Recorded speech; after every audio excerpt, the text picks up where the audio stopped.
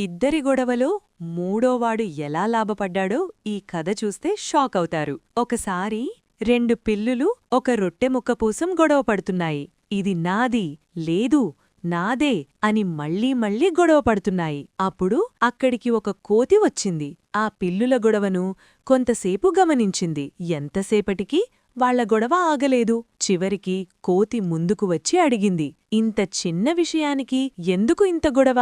మీ సమస్యకు ఒక సులభమైన పరిష్కారం ఉంది. ఈ రొట్టె ముక్కను మీరిద్దరూ సమానంగా పంచుకోండి. మీకు ఇష్టముంటే నేను సమానంగా పంచిపెడతాను అని ఆ కోతి అనింది. కోతి మాట పిల్లులకు నచ్చింది. ఆ రొట్టె ముక్కలు కోతికిచ్చారు. అయ్యో, ఈ ముక్క పెద్దగా ఉంది అని చెప్పి ఆ ముక్కను కొంచెం కొరికేసింది. అరే, ఇప్పుడీ ముక్క పెద్దగా అయిపోయింది అని మరో ముక్కను కూడా కొంచెం తినేసింది. ఛీ, ఇప్పుడిది మళ్ళీ పెద్దగా అయింది అని మళ్ళీ మొదటి ముక్కలో కొంచెం తినేసింది. ఇలా కొంచెం కొంచెంగా మొత్తం రొట్టె ముక్కనే కోతి తినేసింది. తృప్తిగా కోతి అక్కడి నుండి వెళ్ళిపోయింది. కానీ ఆ రెండు పిల్లులు ఏడుస్తూ ఉన్నాయి. ఎందుకంటే మీరు ఇంకా లైక్ మరియు సబ్స్క్రైబ్ చేయలేదు.